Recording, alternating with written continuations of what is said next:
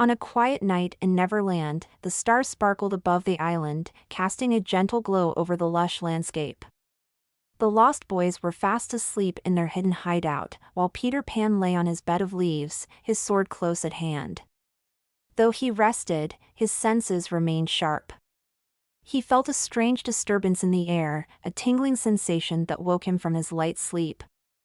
As he sat up, he noticed Tinker Bell at the window, her tiny form illuminated by a flickering light that hinted at her excitement. "Peter! Peter," she squeaked, her voice filled with urgency.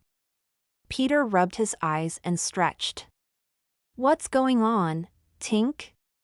With a serious expression, Tinker Bell whispered, "He's back."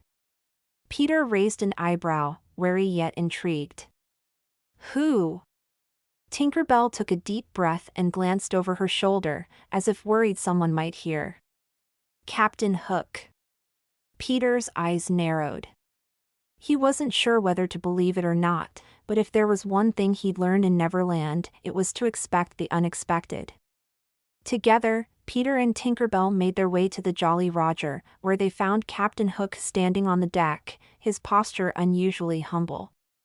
His hook, usually held with pride, now rested loosely by his side. He raised his hands as they approached, a sign of peace Peter had never seen from him before. "I come not as an enemy, but as an old man seeking redemption," Hook said, his voice lacking the menace that Peter was used to. Peter looked him over, skeptical as ever. "What game are you playing, Hook?" The old pirate sighed, and for the first time, Peter saw a kind of weariness in his eyes. "I'm not here to fight. I've come to ask for your help. There's a darkness in Neverland, something even I cannot face alone." Wendy, who had joined Peter, studied Hook with narrowed eyes. "Why should we trust you? After all the trouble you've caused?" Peter nodded, but Tinker Bell flitted between them, hopeful and unusually eager to give Hook a chance.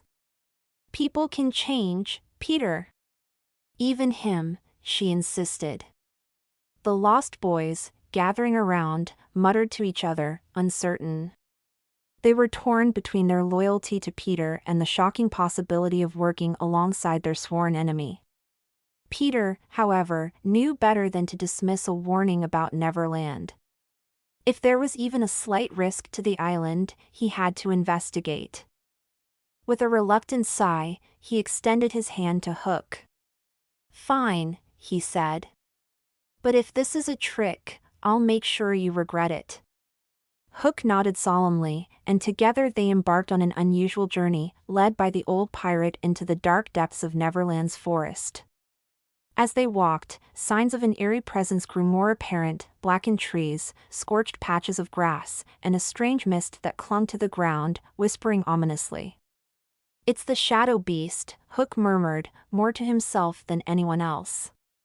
"It feeds on joy and light. If we don't stop it, it will consume all of Neverland." Wendy, Peter, Tinker Bell, and the Lost Boys all exchanged uneasy glances. The idea of a creature so dark and powerful lurking in Neverland unsettled them, but they pressed on. And as they ventured deeper, the unlikeliest of alliances began to form. Hook revealed crucial knowledge about the shadow beast's weaknesses, and Wendy crafted a clever strategy to trap it. Peter, with his usual bravery, took the lead when they finally encountered the beast.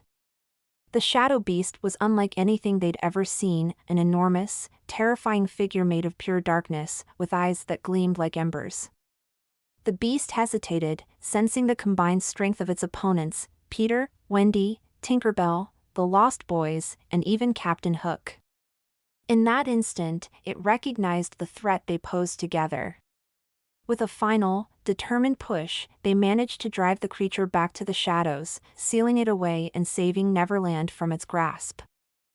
After the battle, they gathered on a cliffside, overlooking the island in a rare moment of quiet reflection. Hook, breathing heavily and visibly tired, looked over at Peter. "Thank you," he said, his voice soft. "For trusting me." Peter shrugged, though a small, respectful smile crossed his face. Just don't make me regret it, you old codfish. As dawn broke, Hook turned toward the sea, his ship waiting for him. Sometimes, Peter, even the darkest hearts can find their way back to the light, he said, tipping his hat before boarding his ship and disappearing into the morning mist. Peter watched as the Jolly Roger faded in the distance, feeling a new respect for the man he had once thought of as a purely wicked enemy. Maybe, just maybe, even the most unlikely people could change if they chose to. The adventure had taught him and the Lost Boys that courage isn't just about fighting enemies. Sometimes, true bravery lies in offering someone the chance to become an ally, even if they were once a foe.